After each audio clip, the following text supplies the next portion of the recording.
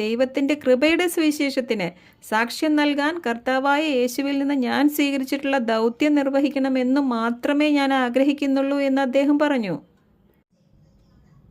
പൗലോസിനെ ഫലമേൽപ്പിച്ച കൃപയുടെ സുവിശേഷം വ്യത്യസ്തമാണെന്ന് ഇനിയും മനസ്സിലാകാത്തവർ ഉണ്ടെങ്കിൽ ഈ വചനഭാഗം പ്രത്യേകം വായിക്കുക. ദൈവത്തിൻ്റെ കൃപയുടെ സുവിശേഷത്തിന് സാക്ഷ്യം നൽകാനാണ് പൗലോസിനെ വിളിച്ചിരിക്കുന്നതെന്നും പൗലോസിൻ്റെ ദൗത്യം അതാണെന്നും ഇവിടെ പ്രത്യേകം പറഞ്ഞിരിക്കുകയാണ്. ഇതിൻ്റെ തൊട്ടു താഴെയുള്ള വചനത്തിൽ ദൈവരാജ്യം പ്രസംഗിച്ചുകൊണ്ട് ഞാൻ നിങ്ങളുടെ ഇടയിൽ സഞ്ചരിച്ചു എന്ന് പറയുന്നുണ്ട്. അപ്പോൾ 12 പേർ പ്രസംഗിച്ചതും പൗലോസ് പ്രസംഗിച്ചതും ഒന്ന് തന്നെയാണെന്ന് ചിന്തിക്കേണ്ട. പൗലോസ് പ്രസംഗിക്കുന്നതും ദൈവരാജ്യം തന്നെയാണ്. നമ്മൾ ഈ കൃപയുടെ സുവിശേഷത്തിലൂടെ പ്രവേശിക്കുന്നതും ദൈവരാജ്യത്തിലേക്ക് തന്നെയാണ്. റാപ്ചറിന് ശേഷം മഹോപദ്രവ കാലത്തിനും ശേഷം ശേഷിക്കുന്ന ഇസ്രയേൽ ജനവും ശേഷിക്കുന്ന ജാതികളും പ്രവേശിക്കുന്നതും ദൈവരാജ്യത്തിലേക്ക് തന്നെയാണ്. ആദ്യം മുതൽ വ്യത്യസ്ത കാലഘട്ടങ്ങളിലൂടെ രക്ഷിക്കപ്പെട്ട എല്ലാവരും പ്രവേശിക്കുന്നത് ദൈവരാജ്യത്തിലേക്ക് തന്നെയാണ്. എന്നാൽ കാലഘട്ടങ്ങൾക്കനുസരിച്ച് പ്രവേശിക്കുന്ന രീതിയിൽ വ്യത്യാസമുണ്ട്. ലഭിക്കാൻ പോകുന്ന സ്ഥാനമാനങ്ങൾക്കും വ്യത്യാസമുണ്ട്. കാലഘട്ടങ്ങൾക്കനുസരിച്ചും പ്രവേശിക്കുന്ന രീതിക്കനുസരിച്ചും പുനരുത്ഥാനത്തിലും ന്യായവിധികളിലും വ്യത്യാസമുണ്ട്.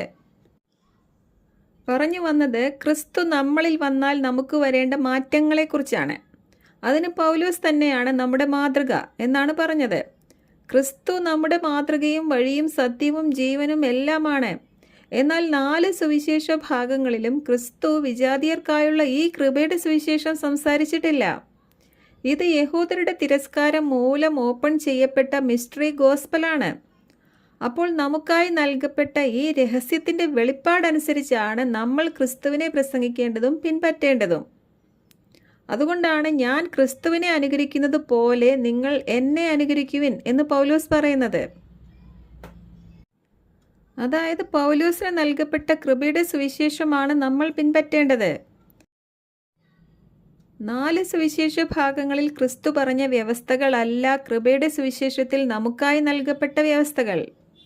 ഇന്ന് ഈ കൃപയുടെ സുവിശേഷത്തിലൂടെ നമ്മൾ ക്രിസ്തുവിലും ക്രിസ്തു നമ്മളിലുമായിരിക്കുകയാണ്.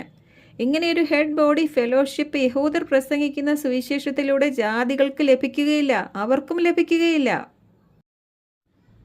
അതുകൊണ്ടാണ് പൗലോസ് പറയുന്നത് ഇന്ന് മറ്റൊരു സുവിശേഷം ഇല്ലെന്നും നിങ്ങൾ എന്നെ അനുകരിക്കുവിനെന്നും. ഇനി ശ്രദ്ധിക്കുക, നമുക്കുള്ള ഫണ്ടമെൻ്റൽ ഡോക്ട്രിനൽ ബുക്കായ റോമാലേഖനത്തിലും മറ്റെല്ലാ ലേഖനങ്ങളിലും പൗലോസ് ആദ്യം പറയുന്നത് നമ്മൾ ക്രിസ്തുവിലാകേണ്ടത് എങ്ങനെയെന്നും നമ്മൾ ക്രിസ്തുവിലായാൽ നമുക്ക് ലഭിക്കുന്ന മഹത്വത്തെക്കുറിച്ചും കൂട്ടവകാശങ്ങളെക്കുറിച്ചും എല്ലാമാണ്.